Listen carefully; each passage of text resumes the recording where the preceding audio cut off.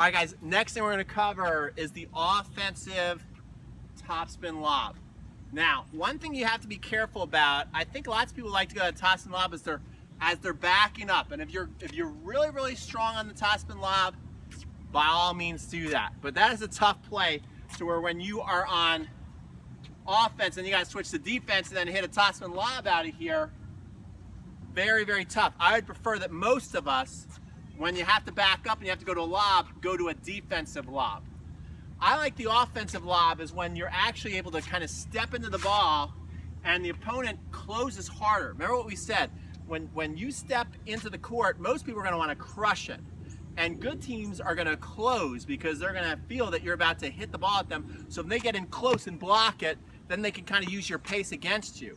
So when you're playing against teams that do that, a great topspin lob is gonna work. So Matt's gonna feed a couple in. I'm just gonna demo a couple topspin lobs and we're gonna talk about it. So go ahead and feed that ball in. Good job. Just feed a little deeper, just a little deeper. Okay. Yeah, that's perfect.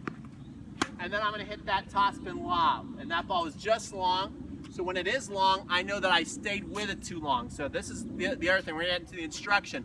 When you hit your topspin lob out, either two things, you usually swing too slow or too long. So now I'm gonna tell myself to pick up a little sooner. So here we go, here comes the ball. I'm gonna pick up sooner on that. Did that land in, Matt?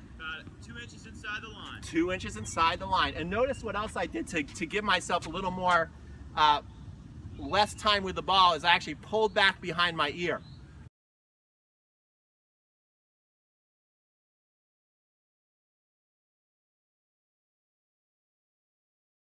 So we have two different follow-throughs that we want to do on a topspin lob.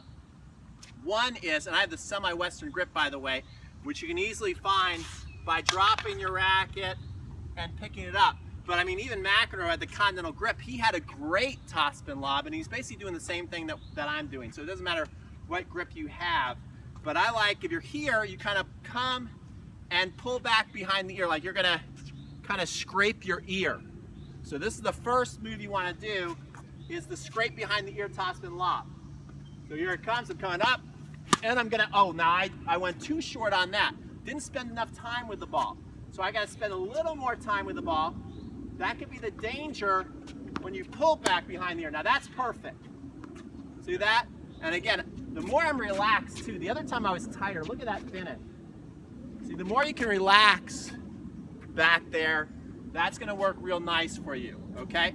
My other one is the windshield wiper finish. Now another thing I think is important is to get the follow through really high. I like to reach up, I like to call this the rainbow, where I'm down low.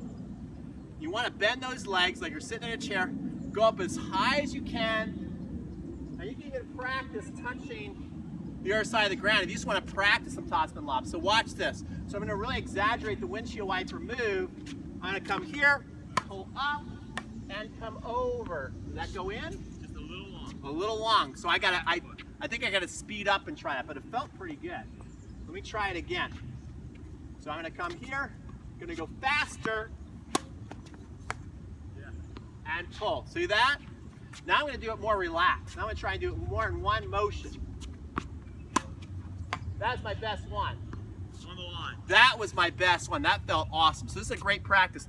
Now in a match, you're probably not gonna come down here and touch your racket, right? So try and bring it to where the racket face, the tip is actually facing down, and it's by your pocket. It's actually lower than your pocket, okay? So now I'm gonna try that. So now I'm not gonna touch the ground, but basically do the same thing, nice and relaxed, by the pocket. Now Matt made me pay for that, so it lets me know I gotta go a little deeper with it. But there you go, that's the topspin lob, guys. Now if you're hitting a backhand, two-hander, it's very similar to where you come here and come and kind of brush, but over your shoulder, all right? But you still want to get that high and over your shoulder. If you are doing a one-hand backhand, this is where you want to, rather than go out straight, you kind of want to go more over like this. You come here and then start to arc, get more of this going, and really show your racket butt handle the other way. This is a great way to get a nice topspin lob going. So really focusing on the racket butt going that way I'll demo a couple of that right now. So on the one hand backhand lob, here we go. Go ahead, Matt. I come here, gonna really look to relent. Now that was perfect. It was a little long. Matt did not have to call me out on that, but it felt perfect. But anyway, look at how my racket butt is like that, and my chest is facing you guys. What I find a lot of people do, especially when they want to hit that lob and they know they don't want to be with it as long, they do this. They really, let me feed a little deeper. No worries. They really flop their whole body over. Go ahead. They flop their whole body over like that. See that? And now my chest is facing that way. So you're looking to do this with your racket, but not with your body. I'm going to keep the chest to the camera and up. Perfect lob. We don't know if Matt's telling the truth anymore, but it did feel perfect. 7 inches inside the line. 7 inches inside the line. You see that one? And look at that finish. Again, two-handers are like this. Very, very similar shot. But there's your topspin lob. We're going to come back and go over the defensive lob.